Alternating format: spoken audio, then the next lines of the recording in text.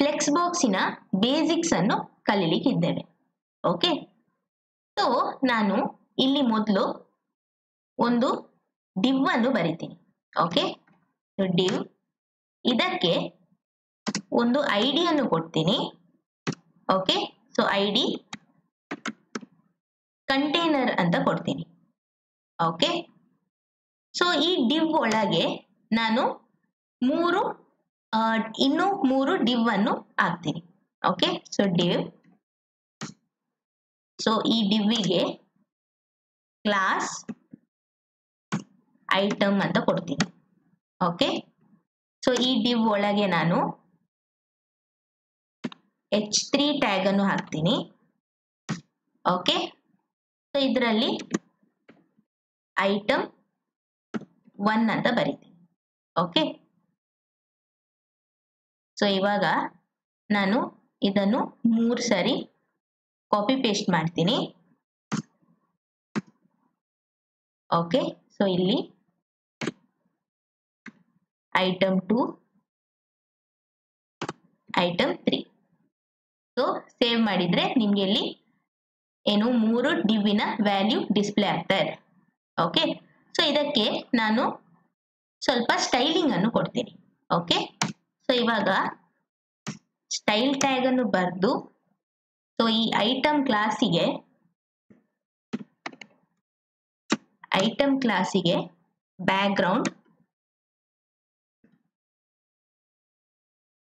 Background colour ನಾನು ಒಂದು hexadecimal value ಅನ್ನು ಕೊಡ್ತೀನಿ.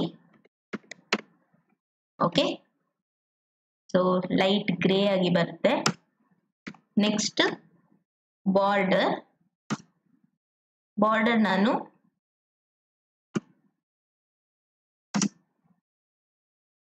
ಸಾಲಿಡ್ 1px ಅಂತ ಕೊಡ್ತೀನಿ. ಓಕೆ, ಸೊ ನೆಕ್ಸ್ಟ್ ಇದಕ್ಕೆ ಪ್ಯಾಡಿಂಗ್ ಅನ್ನು ಕೊಡ್ತೀನಿ. ಸೊ ಪ್ಯಾಡಿಂಗ್ 1 rem ಅಂತ ಕೊಡ್ತೀನಿ. ಓಕೆ, ಸೊ ಅದೇ ತರ ಇವಾಗ ನಾನು ಸೇವ್ ಮಾಡಿದ್ರೆ ನೀವಿಲ್ಲಿ ನೋಡ್ಬೋದು ಏನು ಸ್ಟೈಲ್ ಬರ್ತಾ ಇದೆ. ಸೊ ಅದೇ ತರ ನಾನಿಲ್ಲಿ ಟೆಕ್ಸ್ಟ್ ಅಲೈನ್ ಸೆಂಟರ್ ಅಂತ ಕೊಡ್ತೀನಿ. ಸೊ ನನಗೆ ಈ ಟೆಕ್ಸ್ಟ್ ಸೆಂಟರ್ ಅಲ್ಲಿ ಡಿಸ್ಪ್ಲೇ ಆಗಬೇಕು.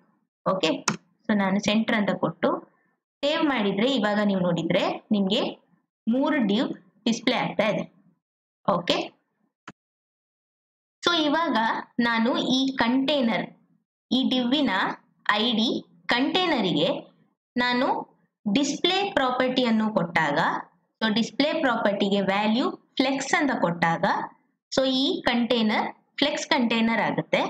ಓಕೆ, ಸೊ ಈ ಐಟಮ್ಗಳು ಫ್ಲೆಕ್ಸ್ ಐಟಮ್ಗಳಾಗಿರುತ್ತೆ. ಓಕೆ, ಸೊ ಇವಾಗ ನಾನು ಹ್ಯಾಶ್ ಕಂಟೈನರ್ ಅಂತ ಕೊಟ್ರೆ ಇಲ್ಲಿ ನಾನು ಡಿಸ್ಪ್ಲೇ ಫ್ಲೆಕ್ಸ್ ಅಂತ ಕೊಡ್ತೀನಿ. ಓಕೆ, ಸೊ ಇವಾಗ ನಾನು ಸೇವ್ ಮಾಡಿದ್ರೆ ಸೊ ನೀವಿಲ್ಲಿ ನೋಡ್ಬೋದು ಇಲ್ಲಿ ಇದು ಐಟಮ್ಗಳು ಹಾರಿಜಾಂಟಲ್ ಆಗಿ ಡಿಸ್ಪ್ಲೇ ಆಗ್ತಾ ಇದೆ.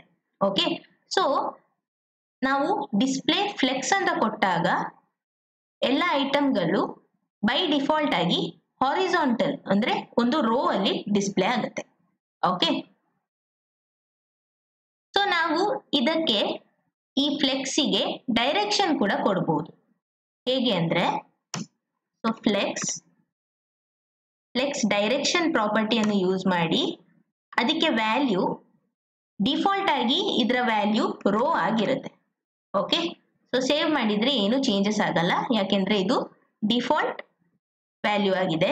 ಸೊ ನಾನಿಲ್ಲಿ ಕಾಲಮ್ ಅಂತ ಕೊಟ್ಟಲ್ಲಿ ಸೊ ಸೇವ್ ಮಾಡಿದ್ರೆ ಐಟಮ್ಸ್ ಕಾಲಮ್ ಅಲ್ಲಿ ಡಿಸ್ಪ್ಲೇ ಆಗ್ತಾ ಇದೆ.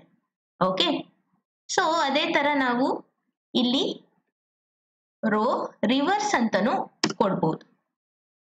ಸೊ ಇವಾಗ ನೀವು ನೋಡಿದ್ರೆ ಐಟಮ್ ರಿವರ್ಸ್ ಆಗಿ ಡಿಸ್ಪ್ಲೇ ಆಗ್ತಿದೆ, ಅಂದ್ರೆ ಐಟಮ್ 1 ಎಂಡ್ ಅಲ್ಲಿ ಇದೆ, ಐಟಮ್ 2 ಐಟಮ್ 3 ಈ ತರ ಡಿಸ್ಪ್ಲೇ ಆಗ್ತಾ ಇದೆ. ಸೊ ಅದೇ ತರ ನಾವು ಕಾಲಮ್ ರಿವರ್ಸ್ ಅಂತಾನು ಕೊಡ್ಬೋದು. ಓಕೆ, ಸೇವ್ ಮಾಡಿದ್ರೆ ಇಲ್ಲಿ ನೋಡಿ ಐಟಮ್ 1, ಐಟಮ್ 2, ಐಟಮ್ 3 ಅಂತ ಡಿಸ್ಪ್ಲೇ ಆಗ್ತಾ ಇದೆ. ಓಕೆ,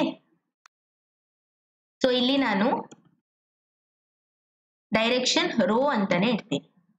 ಓಕೆ, ಸೊ ನಾವು ಇವಾಗ ಈಚ್ ಐಟಮ್ಗೆ ನಾವು ಸ್ಪೇಸ್ ಕೂಡ ಕೊಡ್ಬೋದು.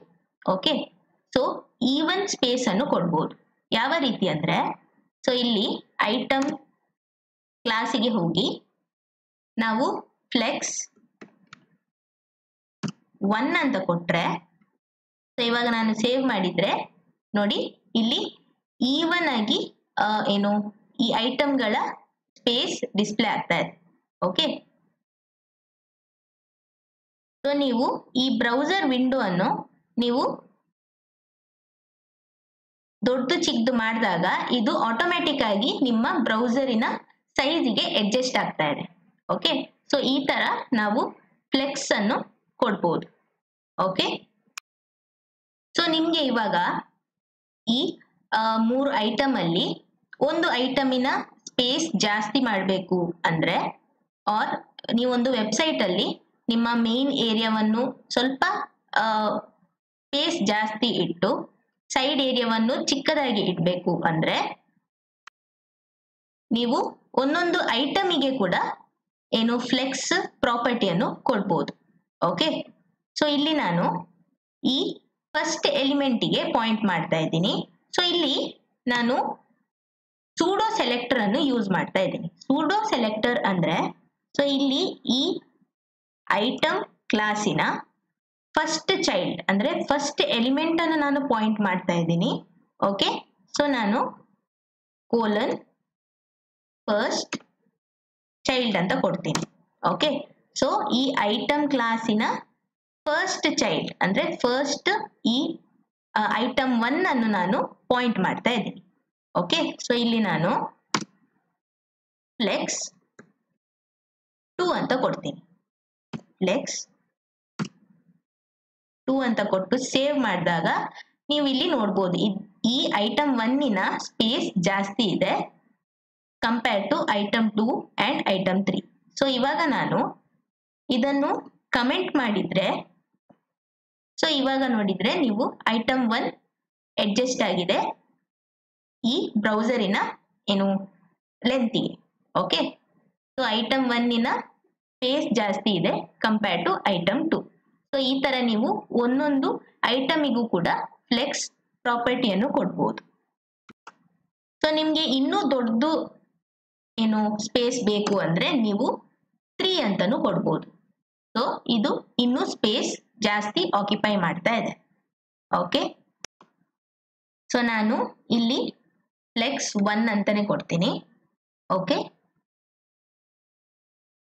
ಸೊ ನೀವು ಬೇಕಿದ್ರೆ ಈ 2 ಐಟಮಿನ ಮಧ್ಯ ನೀವು ಮಾರ್ಜಿನ್ ಕೂಡ ಕೊಡ್ಬೋದು. ಸೊ ಒಂದೊಂದು ಐಟಮಿಗೆ ಒಂದು ಮಾರ್ಜಿನ್ ಅನ್ನು ಕೂಡ ಕೊಡ್ಬೋದು.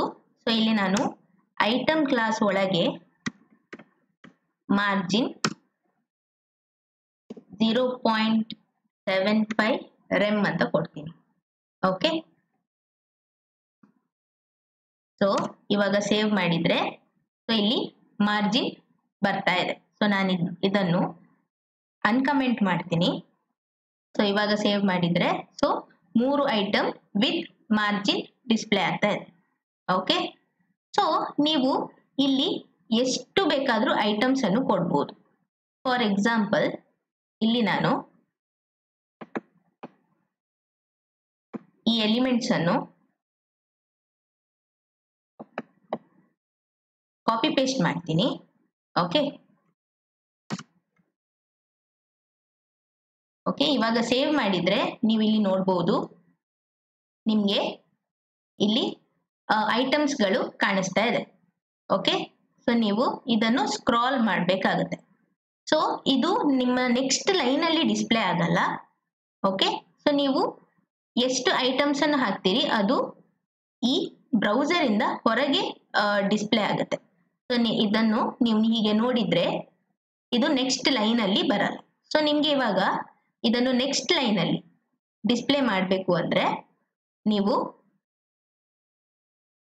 ಫ್ಲೆಕ್ಸ್ ರ್ಯಾಪ್ ಪ್ರಾಪರ್ಟಿಯನ್ನು ಯೂಸ್ ಮಾಡ್ಬೋದು. ಓಕೆ, ಸೊ ನಾನಿಲ್ಲಿ ಈ ಕಂಟೈನರಿಗೆ ನಾನು ಫ್ಲೆಕ್ಸ್ ರ್ಯಾಪ್ ಅಂತ ಕೊಡ್ತೀನಿ. ಓಕೆ, ಫ್ಲೆಕ್ಸ್ ರ್ಯಾಪ್ ನಾನು ರ್ಯಾಪ್ ಅಂತ ಕೊಡ್ತೀನಿ. ಇವಾಗ ಸೇವ್ ಮಾಡಿದ್ರೆ ನೀವು ನೋಡ್ಬೋದು ಎಲ್ಲ ಐಟಮ್ ಏನು ನೆಕ್ಸ್ಟ್ ಲೈನ್ ಅಲ್ಲಿ ಡಿಸ್ಪ್ಲೇ ಆಗ್ತಾ ಇದೆ. ಓಕೆ, ಸೊ ಇಲ್ಲಿ ನೀವು ನೋ ರ್ಯಾಪ್ ಅಂತಾನೂ ಕೊಡ್ಬೋದು. Okay, no wrap. So no wrap ಅಂತ ಕೊಟ್ಟಾಗ ಇದು ರ್ಯಾಪ್ ಆಗಲ್ಲ, ಬರೀ ಈ ರೋ ಅಲ್ಲೇ ಡಿಸ್ಪ್ಲೇ ಆಗುತ್ತೆ ಎಲ್ಲ ಐಟಮ್ಗಳು. ಸೊ ನೀವು ರ್ಯಾಪ್ ರಿವರ್ಸ್ ಅಂತಾನೂ ಕೊಡ್ಬೋದು. ಓಕೆ, ಸೊ ನೀವು ನೋಡಿದ್ರೆ ಉಲ್ಟಾ ಡಿಸ್ಪ್ಲೇ ಆಗ್ತಾ ಇದೆ. ಓಕೆ, ಸೊ ನಾನಿಲ್ಲಿ ರ್ಯಾಪ್ ಅಂತ ಕೊಡ್ತೀನಿ. ಸೊ ಇವಾಗ ನೀವು ಈ ಬ್ರೌಸರ್ ಅನ್ನು ಹೀಗೆ ಫುಲ್ ಸ್ಕ್ರೀನ್ ಮಾಡಿ ನೋಡಿದಾಗ ಈ ಎಲಿಮೆಂಟ್ಸ್ಗಳು ಆಟೋಮೆಟಿಕಲಿ ಏನು ಸ್ಪೇಸ್ ಅನ್ನು ಅಡ್ಜಸ್ಟ್ ಮಾಡ್ತಾ ಇದೆ. ಓಕೆ, ಸೊ ಇದು ಫ್ಲೆಕ್ಸ್ ಬಾಕ್ಸ್ ಅಲ್ಲಿ ಈಸಿಯಾಗಿ ನಾವು ಈ ತರ ಮಾಡ್ಬೋದು. ಆದ್ರೆ ಫ್ಲೋಟ್ ಅನ್ನು ಯೂಸ್ ಮಾಡಿಕೊಂಡು ಈ ತರ ಮಾಡೋದು ತುಂಬಾ ಕಷ್ಟ. ಯಾಕೆಂದ್ರೆ ನಾವು ಫ್ಲೋಟ್ ಪ್ರಾಪರ್ಟಿ ಜೊತೆ ವಿಡ್ತ್ ಹೈಟ್ ಅನ್ನು ಕೂಡ ಸೆಟ್ ಮಾಡಬೇಕಾಗತ್ತೆ. ಸೊ ಅದು ತುಂಬಾ ಏನು ಕಷ್ಟದ ವಿಷಯ ಆಗಿರುತ್ತೆ. ಸೊ ನಾವು ಇದನ್ನು ಫ್ಲೆಕ್ಸ್ ಬಾಕ್ಸ್ ಯೂಸ್ ಮಾಡಿಕೊಂಡು ಈಸಿಯಾಗಿ ಮಾಡ್ಬೋದು. ಓಕೆ, ಸೊ ಇನ್ನೊಂದು ಪ್ರಾಪರ್ಟಿ ಇದೆ, ಯಾವುದು ಅಂದ್ರೆ flex flow. Okay, flex flow. So ಇದನ್ನು ಯಾಕೆ ಯೂಸ್ ಮಾಡ್ತೀವಿ ಅಂದ್ರೆ, ಸೊ ಈ ಫ್ಲೆಕ್ಸ್ ಡೈರೆಕ್ಷನ್ ಹಾಗೂ ಫ್ಲೆಕ್ಸ್ ರ್ಯಾಪ್ ಅನ್ನು ನಾವು ಒಂದೇ ಲೈನ್ ಅಲ್ಲಿ ಬರಿಬಹುದು. ಸೊ ಇಲ್ಲಿ ರೋ ರ್ಯಾಪ್ ಅಂತ ಕೊಡ್ಬೋದು. ಓಕೆ, ಸೊ ನಾನು ಇದನ್ನು ಕಮೆಂಟ್ ಮಾಡಿದ್ರೆ, ಸೊ ಇವಾಗ ನಾನು ಸೇವ್ ಮಾಡಿದ್ರೆ ಏನು ಚೇಂಜಸ್ ಕಾಣಲ್ಲ, ಯಾಕಂದ್ರೆ ಈ ಎರಡು ಲೈನ್ ಅನ್ನು ನಾವು ಈ ಒಂದು ಸಿಂಗಲ್ ಲೈನ್ ಅಲ್ಲಿ ಏನು ರೀಪ್ಲೇಸ್ ಮಾಡಬಹುದು.